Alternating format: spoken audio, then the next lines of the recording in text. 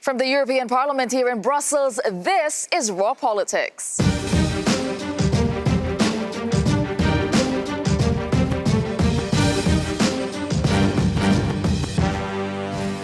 Thank you for joining us tonight, and this is what we have coming up on the program. Brexit on the brink. Theresa May defends a draft deal, negotiates a future one, and tries to save her own skin.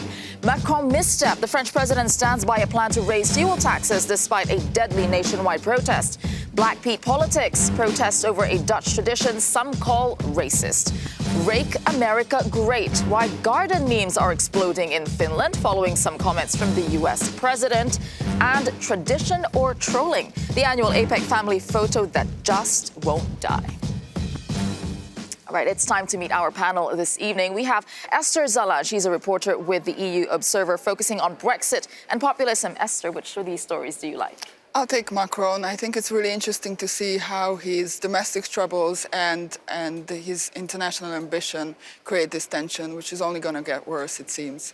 Indeed, it does seem indeed. All right, joining us as well is Shada Islam. She's a director of geopolitics at the Friends of Europe organization. Shada, which of these stories are you watching closely? Black Pete. It's the clash between tradition and the novelty of living in a multicultural Europe. I think it does make for an interesting debate as well. All right, and joining us also is Richard Corbett. He's a British Labour MEP and is with the group of Socialists and Democrats here at the Parliament. Which one of these stories are you keeping an eye on? You won't be surprised to hear that it's Brexit, the chaos and confusion that reigns at the moment, which means all kinds of scenarios are possible. All those scenarios that we will be looking at, and that is exactly where we will begin today. Because Theresa May, the British Prime Minister, she is not backing down. Speaking to business leaders in London today, the Prime Minister made it clear she will deliver her Brexit deal. Now, despite the continuing chaos coming from all sides in the UK over last week's withdrawal agreement, Mrs May doubled down on her efforts to sell it. It was never going to be easy or straightforward, and the final stage was always going to be the toughest. But we have in view a deal that will work for the UK. And let no one be in any doubt, I am determined to deliver it. Thank you. And as Theresa May fights for her political future back in the UK, the EU27 leaders in Brussels are pressing on. They met today to discuss the next document to be signed, the Declaration on the Future Relationship between the EU and the UK. The chief Brexit negotiator, Michel Barnier, updated journalists earlier. The declaration will open the door to negotiations on an ambitious economic and strategic partnership in the future. Both the EU and the UK will have full control of their own legislation and rule-making. This is essential on our side for the integrity of the single market. It's essential for the UK in terms of taking back control.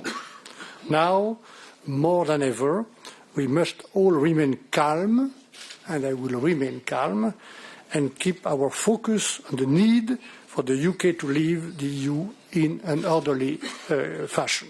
Well, indeed, you were talking about chaos, Richard, in the UK. Michel Barnier is talking about the calm on this side of the channel. What do you make of the current situation now, looking at the reaction from both sides? Well, as things stand, there's no chance of this deal getting a majority in the British Parliament. On the one hand, because it's turning out that Brexit bears no resemblance to what was promised by Leave campaigners, and public opinion is beginning to realise that. On the other hand, in Theresa May's own party, the hardline Brexiters want to be even more distant from the European Union than she is proposing. So where are we with this future relationship? I mean, Esther, you've been looking at this closely. What is that future relationship looking like at this point? Well, first of all, we do have to get a withdrawal agreement, because otherwise there won't be a future relationship, because there will be a disorderly withdrawal. What ministers were discussing today is whether to extend the transition period until 2022, which would go beyond the next general elections in the UK, which May has said it's already out of the question. But on the other hand, it would give the UK more time to negotiate a future relationship, a trade deal. So again, we get into an issue where the UK and the EU does not agree on the basics. But Mrs. May said that she does not want to extend, in fact, that date. Like, she's going to stick with it. Do you think that is an unrealistic thing to say? I think it's unrealistic. I think there is pressure from within her party, from the soft Brexiteers, if you like, to try and extend it and get a proper deal. You know, get something really also on freedom of movement between citizens, British and European. So I think there will be. I mean, that's the sensible way to go, right? That's what rational people would do. If you are going to have a Brexit, do it decently, you know, give yourself more time to negotiate. But I'm not sure, as Richard Why do you think said, she's so adamant not to extend that transition period? I think she'll go for a clause that says it can subsequently be extended by a joint decision to try and fudge the issue. Because a lot of the issues she is trying to fudge were heading for a blindfold Brexit, leaving without any of the key issues for the future being actually resolved, which is not very democratic for a start, for the European Parliament and the British Parliament to vote to confirm Brexit without any of the long-term issues being settled. And one thing that she kept saying throughout the weekend was that her Brexit deal delivers. And one thing she said today in front of business leaders is that the plan that she's presenting would mean that EU nationals will not be able to jump the queue ahead of skilled workers from outside the EU. In terms of migration, is this delivering on that Brexit? You're smiling, Shana. Is this delivering on that Brexit deal promised? Well, I mean, yes and no. I'm just so confused. This whole thing about looking for talent outside the EU, Britain does that anyway through the Commonwealth and all the rest of it. I just think it's much, you know, just more talk, and I don't see any action happening on that, actually. And, you know, to say that at this point where we know the British economy depends on immigrants from Europe and from outside, actually, and to make this a competition, a race between the two, I just find it appalling. But the point was taking back control from Brussels, wasn't it? So is that what she's doing? She's taking back control. I think that's a lot of it is about perception. I mean, she needs to say these things to be able to sell the deal, basically. I thought it was very interesting what she did last Thursday with her press conference after she got beat up in the House of Commons, basically, when she presented the deal. And she came out in the press conference and everybody was expecting resignation or some sort of announcement. And she managed to turn it around. So maybe, you know, the longer she survives this week and the next week, there could be a deal. All right. Well, we are now going to... Sorry, go ahead. On the other hand, in the meantime, British public opinion has not done what everyone expected. It has not rallied behind the referendum results of 2.5 years ago. It's moved in the other direction. So if she's claiming that she's acting to implement the will of the British people without checking whether that really is still the will of the British people, then there will be many people in Britain who will be very upset about that. But where is Labour on this, then? Well, Labour has said it will vote against a bad deal. We think this is a bad deal. If it's rejected, and if that doesn't trigger a general election immediately, then we are open to having a referendum on the deal. All right, we will talk more about that later on. But in the meantime, first of all, let's cross over to London, because we are joined by Peter Foster. He is the Europe editor for The Telegraph, and he is going to tell us what this means for Theresa May. Thank you for joining us there, Peter. So where are we in this process of the potential no confidence vote that Theresa May is facing? Where is that now? Well, we're still waiting to see whether the 48 letters required to trigger this no confidence vote come forward. Clearly, on Friday, Jacob Rees-Mogg, the sort of captain of the pro-Brexit hard wing of the Tory party, came out and did a press conference, I think in the expectation that the 48 letters would arrive. And so far, no sign. And so there is a sort of sense here that maybe the steam is running out of this rebellion for now. There are parts of the pro-Brexit wing of the Tory party who think that actually they'd be better off waiting until the deal comes back from Brussels and then voting it down rather than triggering a divisive leadership election now. Do you think she can survive this, or do you think the opposition is trying to get their ducks in a row because there's a potential that there is no other leader to take her place and therefore she can remain unchallenged for a year? So what is it? Can she survive this? It's not even that there's no other leader to take her place because one faction or the other doesn't want to take over. It's also that the opponents of her deal don't really have a better alternative. If, say, for example, we drive the bus off the cliff and we go for a no deal, after we finish punishing each other, everyone's going to want to know, well, what deal do you want? Do you want a free trade deal? And if you want a free trade deal, they're going to ask, well, do you want a border in Northern Ireland, or do you want a border in the Irish Sea, or do you want to be in a customs union?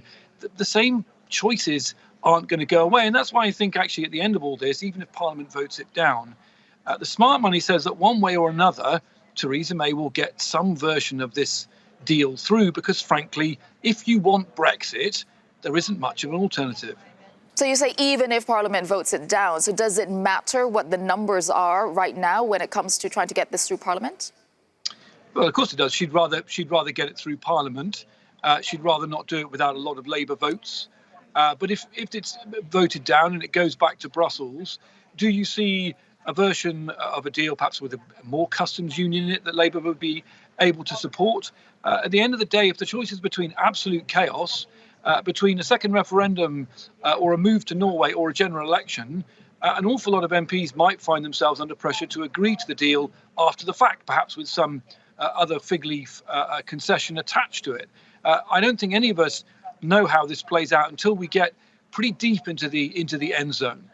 All right, thank you for that. Peter Foster, editor for The Telegraph, joining us there from London. Thank you very much. All right, I'll put this to you. What do you think the chances are of this getting through Parliament? And if so, is May in trouble?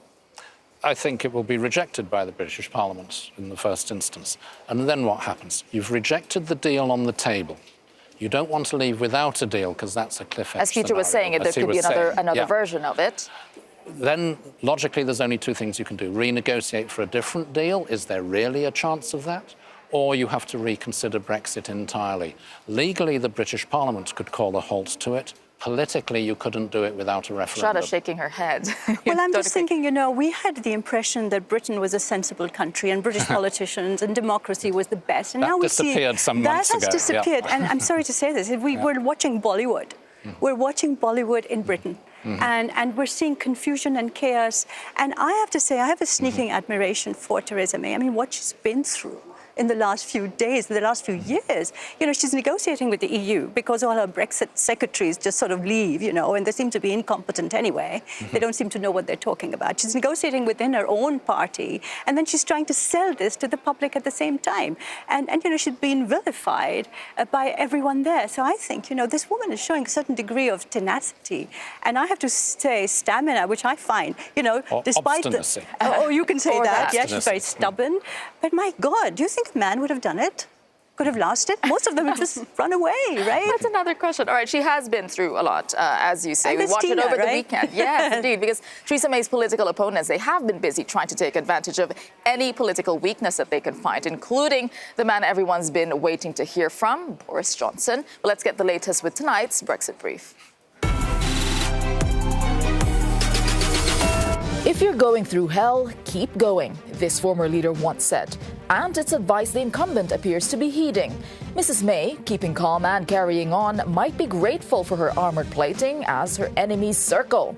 Chief among them, Boris Johnson, who writes in The Telegraph today, describing Theresa May's deal as an appalling sellout. He brands it either a tragic illusion or an attempt at deception. And he's come up with a 6-point plan, including the scrapping of the Northern Irish backstop and the withholding of at least half of the Brexit bill until a deal is reached with Brussels. Those who question whether Brexit is worth the fuss have a different plan, what they call a people's vote on the deal. But don't expect that anytime soon. Opposition leader Jeremy Corbyn, whose support would be needed for it to go ahead, sounding distinctly cool on the idea. I think it's an option for the future, but it's not an option for today, because if we've got a referendum tomorrow, what's it going to be on? And Dominic Raab, the man who was at the heart of Brexit talks last week, now chauffeurless, is trying his hand at a bit of backseat driving. I do think we're being bullied. I do think we are being subject to what is pretty close to blackmail, frankly, for your viewers at home. And I do think there is a point at which it probably should have been done before, where we just say, I'm sorry, this is the United Kingdom of Great Britain, Northern Ireland. We cannot accept those dictated terms. All right, in terms of scenarios, is a crash out still possible? Okay, let's start with you from here before we go back to the UK.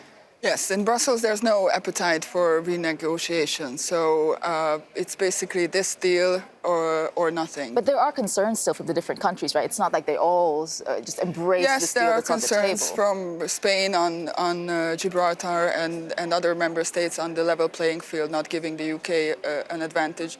But I think everybody understands the weight of this and would be ready to to suppress their concerns, to suppress their so to concerns, exactly, to get a deal. So I think on the EU side there is this room of maneuver that we withhold our reservations if we can make sure that we can get a deal. And I think it's very interesting to hear Mr. Raab's comments on the deal. I mean, this has been a 20 or a 17-month negotiation, like over a year. And he's been a negotiator, he's been in the room. So if he couldn't turn this around, I think it's really unfair to... If there is no appetite in the EU, is there appetite in seeing what we just saw, you know, them still trying to reopen negotiations? Is there an appetite for another scenario where there could possibly be no deal, a crash-out scenario? Only a few people on the extreme Eurosceptic right wing of the Conservative Party envisage crashing out without a deal, because that scenario leaves legal limbo on everything from trade to aircraft landing rights to citizens' rights. It's bad for everybody. So if the deal is rejected, you're forced, unless you can renegotiate, onto the scenario of do we go ahead with Brexit or do we reconsider it? That's why so many people are now advocating another referendum in Britain, and don't rule out that possibility. What is the likelihood of that? A year ago, I would have said very small, but it's now significant. I think the bookkeepers, where people bet, are now betting on a 40% likelihood of that happening, and it seems to be going up every day. Do you think that the sentiment has indeed changed? I do think so. I think given the confusion and the mendacity of the Tory party at the moment, the bitter infighting, the civil war, I think people are getting fed up. And people want certainty. I mean, business this morning, I think, told Theresa May, they need a certain environment. They need predictability to make their business investment decisions. People need to know whether their children can stay in university, whether they should be buying property, whether they'll have health services. So I think that people are getting fed up. I mean, definitely, you see now the kind of language being used seriously in a democracy, talking about bullying from Brussels. What are we talking about? I mean, this has complete really and utter been rubbish, really. Indeed, this has really been a divisive topic and continues to be so. All right, let's move to a slightly different topic, but still related to Brexit, because there have been some emails obtained by British academics that show that Donald Trump's former campaign manager, Steve Bannon, and Cambridge Analytica, that they were in contact with the Leave EU campaign. Alex Morgan and our team in the Cube were looking into this part of the story. Alex. Tessa, hello to Tessa and the panel, of course. Now, look at this. This is a tweet from leave.eu calling for Theresa May to go this week. May must go. They want a no-confidence vote in the Prime Minister. Leave.eu, all the way from the very beginning, has campaigned for a hard Brexit for the UK to make a very clean, clear cut from the European Union. Let me just make one point of clarification here, if I might, about what we're talking about when we talk about Brexit campaigns. There was the official Vote Leave campaign. Now that, of course, has questions raised about its activities as well, but we are talking about Leave.eu. That was the unofficial Brexit campaign, bankrolled and funded and, in fact, led in many ways by Aaron Banks. He is a businessman who has been a prominent critic of the European Union. Now, these emails that have been released, obtained by whistleblowers from within Cambridge Analytica, that data firm, show, at least in the recipients of the emails, a connection between Mr. Banks, as I say, bankroller of Leave.eu, of course, Cambridge Analytica, that data firm, and Steve Bannon, who is copied in on these emails. There seems to have been an attempt by Mr. Banks to get Steve Bannon involved. Why is it controversial? Well, this is in 2016. Donald Trump is not yet in the White House, but Cambridge Analytica and Steve Bannon, of course, played a key role. Well, Steve Bannon certainly did. And Cambridge Analytica harvested the data of tens of millions of Americans from their social media accounts to psychologically profile adverts. These are controversial figures, Cambridge Analytica particularly. Well, these emails from early in 2016 show Aaron Banks in contact with Cambridge Analytica. But look, it's not all this simple, Tessa. Let me just clarify. It's not clear whether Mr. Banks, in his emails, is talking about the activities of his insurance company or the wider Brexit campaign. Either way, though, we do see meetings having gone on and direct connections being formed. All of this has got a lot of people reacting, talking about what the implications mean. Let me just bring up a tweet from which quotes Damien Collins. He is an MP in the UK leading a parliamentary investigation into fake news and particularly looking at the Brexit campaign. He says, there are direct links between the political movements behind Brexit and Trump.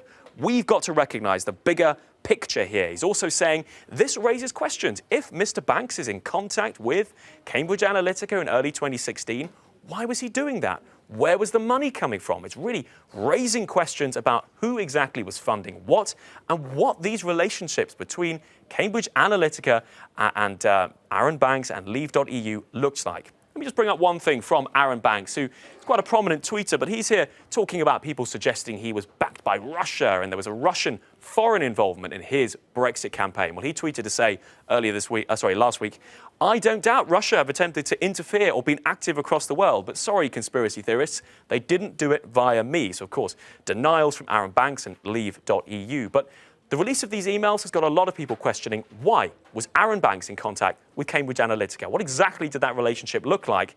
And Steve Bannon copied in on those emails. What exactly was that relationship like? So a lot of questions, Tessa, and people calling for the investigation into all this to keep on going and, in fact, if anything, to get more specific. All right, thank you for that, Alex, and our team in the Cube in Lyon. I mean, broadening that topic of latching onto a very divisive topic. I mean, what are the implications of something like this? Is there influence, or is a certain opinion being taken and just capitalized on? Is that what we're seeing? Well, you rightly linked it to the British referendum, which these people were involved with, and we already knew the referendum was won by a narrow majority. Because that is not to dismiss existing opinions, obviously, of people who voted Brexit. No, but when you know that this referendum was swung by a narrow majority on the basis of a pack of lies, by the way, when you now know on top of that that there was misspending, they exceeded their spending limits, and now all this stuff about misuse of data, that is causing many people in Britain to question the legitimacy, if you like, of that referendum result. But legally, of course, it was only an advisory referendum. The political consequences were decisions of the British Parliament. All right. Do you have any... Okay, Esther, you want to me, say it's fascinating that this doesn't dominate the UK politics more, because, I mean, this calls into question the entire system and then the entire referendum, how it was decided. And it's not a question about whether to build an airport or whatever. This will influence the next decades of this country. So this should be looked at into... by all politicians and parties in the country. And absolutely, as we get into more and more elections and now technology playing such an integral role in that. All right, now it's time to move on to today's You Said It. It comes from Donald Trump. He appears to have captured the imagination of the Finnish people. Let's take a look.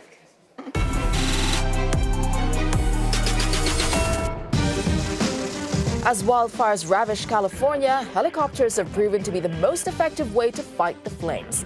But while visiting the state, U.S. President Trump reckoned prevention is the key, and his proposal came straight from Europe. Got to take care of the floors, the floors of the forests, very important. You look at other countries where they do it differently, and it's a whole different story. I was with the president of Finland, and he said, we have much different. We're a forest nation. He called it a forest nation. And they spend a lot of time on brinking and cleaning and doing things, and they don't have any problem. And when it is, it's a very small problem. So I know everybody's looking at that, to that end, and it's going to work out. It's going to work out well. But the Finnish president doesn't quite remember it that way. Sauli Niinisto, seen here with Donald Trump in July, says he talked about Finland's high-tech monitoring system and network, but doesn't recall discussing raking leaves with the leader of the free world. All this caught the attention of the people of Finland.